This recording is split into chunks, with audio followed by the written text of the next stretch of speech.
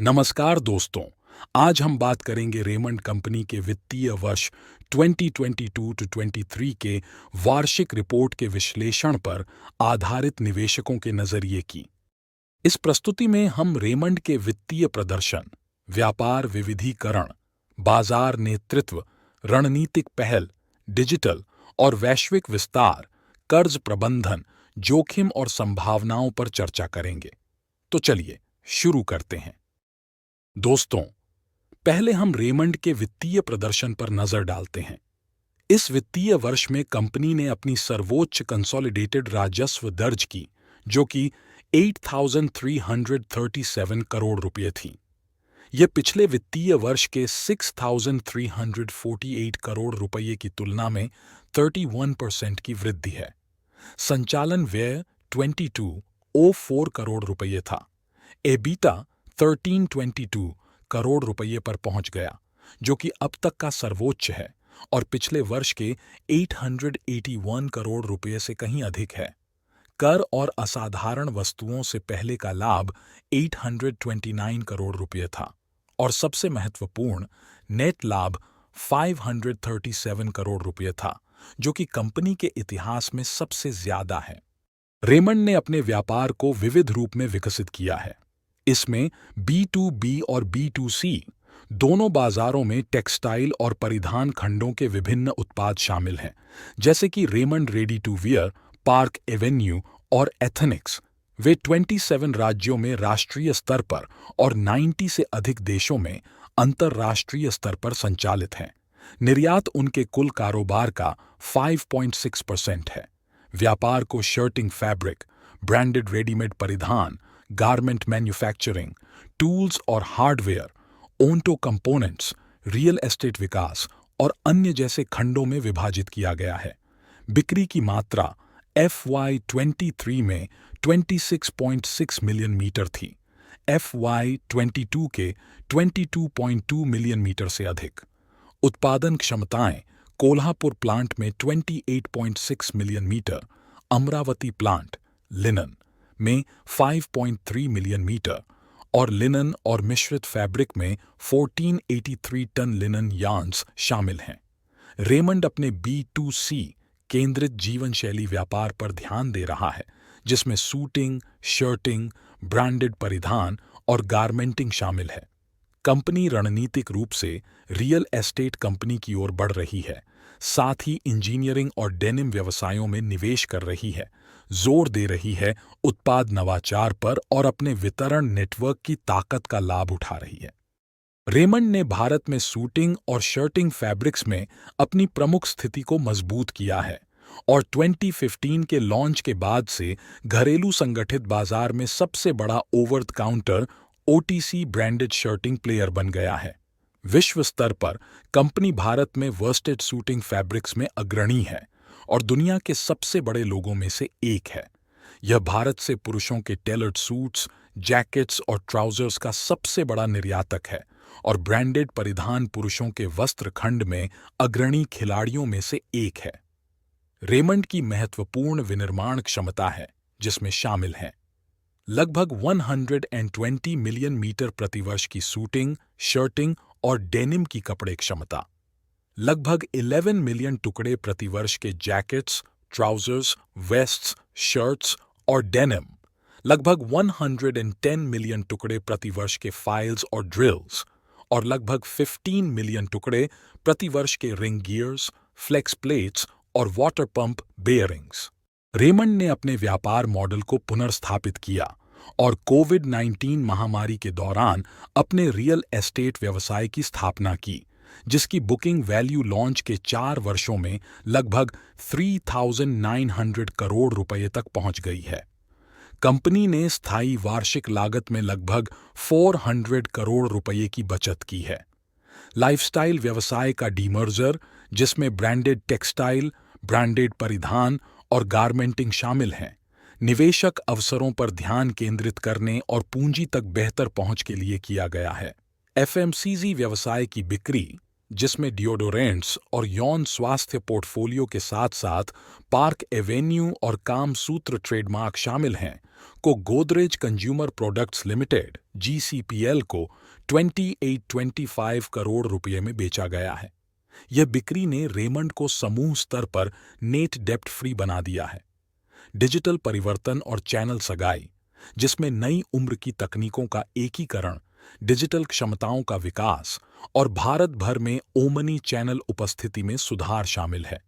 इसमें Midas mobile app का उपयोग शामिल है, जो चैनल पार्टनर्स के साथ जुड़ने और परिचालन दक्षता को चलाने के लिए किया जाता है।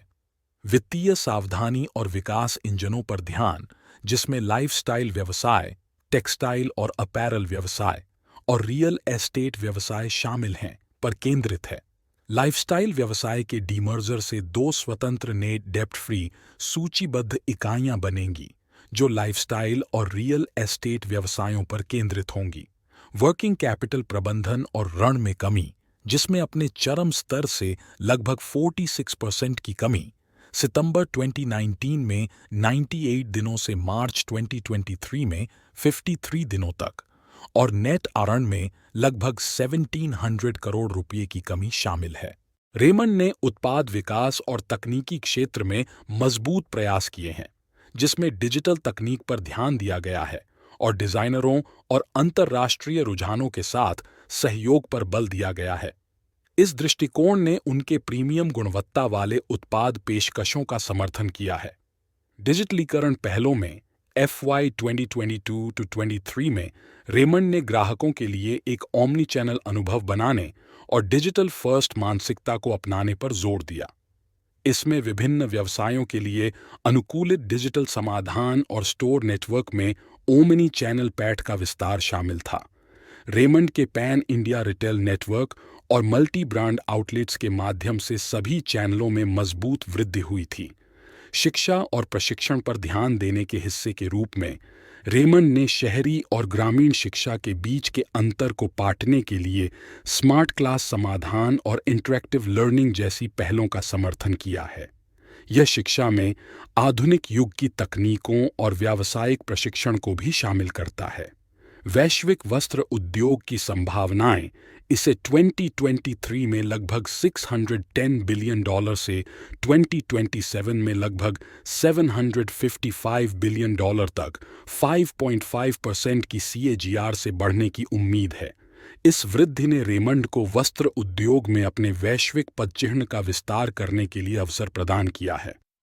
रेमंड ने अपनी कार्यशील पूंजी का प्रबंधन प्रभावी ढंग से किया है। इसे अपने चरम स्तर से लगभग 46% कम कर दिया है।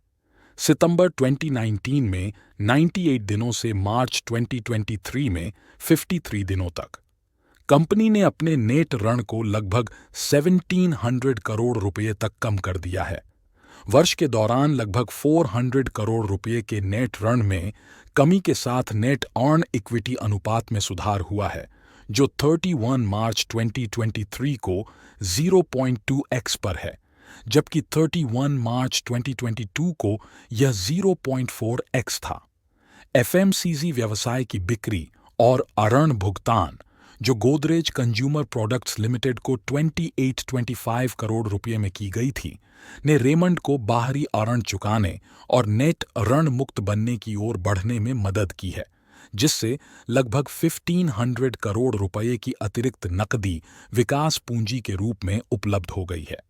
31 मार्च 2023 तक कंपनी की कुल उधारी ब्याज सहित अदायगी न की गई राशि को छोड़कर 182,443.59 लाख रुपये थीं, जबकि 31 मार्च 2022 को यह 171,325.73 लाख रुपये थीं। रेमंड को कुछ विशिष्ट जोखिमों और चिंताओं का सामना करना पड़ता है। वस्तु मूल्य जोखिम, जहां कच्चे माल की कीमतों में उतार चढ़ाव से लाभप्रदता प्रभावित हो सकती है और मार्जिन कम हो सकते हैं। रेमंड इस जोखिम को विभिन्न देशों से ऊन की खरीद और कपास यार्न की घरेलू खरीद, इन्वेंट्री प्रबंधन और पूर्वानुमानित विक्रेता विकास प्रथाओं का उपयोग करके कम करता है। वित्तीय जोखिम जिसमें मुद्रा उतार चढ़ाव के कारण उत्पादन लागत और बिक्री की प्राप्ति पर प्रभाव पड़ सकता है, साथ ही ब्याज दरों का दबाव भी। कंपनी अपनी फॉरेक्स नीति के ढांचे के भीतर विदेशी मुद्रा जोखिम का प्रबंधन करती है और अलग-अलग ऋण प्रकारों और परिपक्वताओं के एक आदर्श मिश्रण को बनाए रखकर ब्याज दर जोखिम का प्रबंधन करती है। मानव संसाधन जोखिम जिसमें योग्य कर्मचारी बल की अनुपलब्धता, उच्च प्रस्थान दर और प्रतिधारण की चुनौतियां शामिल हैं। रेमंड इसे रणनीतिक प्रतिभा प्रबंधन प्रणालियों, प्रशिक्षण, रेमंड लीडरशिप अकादमी की स्थापना और उत्तराधिकार योजना प्रक्रियाओं के माध्यम से संबोधित करता है। विनियामक जोखिम जिसमें अंतर्राष्ट्रीय और घरेलू कानूनों, नियमों, नीतियों, कर विनियमों और व्यापार नीतियों में परिवर्तन शामिल हैं। रेमंड इन जोखिमों का समाधान विदेशी मुद्रा जोखिम के सक्रिय प्रबंधन, ब्याज दर जोखिम के प्रबंधन और कानूनी अनुपालनों की नियमित समीक्षा के माध्यम से करता है। दोस्तों, हमने रेमंड के वित्तीय वर्ष 2022-23 की वार्षिक रिपोर्ट का विस्तार से विश्लेषण किया है। इस प्रस्तुति के माध्यम से हमने देखा कि कैसे रेमंड ने वित्तीय प्रदर्शन, व्यापार विविधीकरण, बाजार नेतृत्व, रणनीतिक पहल, डिजिटल और वैश्विक विस्तार, कर्ज प्रबंधन और जोखिमों के प्रबंधन में महत्वपूर्ण प्रगति की है। यह सब रेमंड की वित्तीय स्थिरता और भविष्य की वृद्धि के लिए सकारात्मक संकेत देता है। उम्मीद है इस विश्लेषण से आपको रेमंड के व्यापार और निवेश संबंधी फैसलों की गहरी समझ मिली होगी। तो दोस्तों, यह था कंपनी का वित्तीय वर्ष 2022-23 का विस्तृत विश्लेषण। उम्मीद है आपको यह जानकारी उपयोगी और रोचक लगी। अगर आपको हमारा यह प्रस्तुति पसंद आया तो कृपया इसे लाइक करें, हमारे चैनल को सब्सक्राइब करें और अपने विचार कमेंट में शेयर करें। अगर आप चाहते हैं कि हम अगली बार किसी अन्य कंपनी के बारे में बताएं तो कृपया उस कंपनी का नाम कमेंट में लिखें। और अगर आप इस डिजिटल रिपोर्ट को खरीदना चाहते हैं तो डिस्क्रिप्शन में दिए गए लिंक पर क्लिक करें। धन्यवाद और फिर मिलेंगे अगले वीडियो में। स्वस्थ रहें और अपना और अपने पर्यावरण का ध्यान रखें।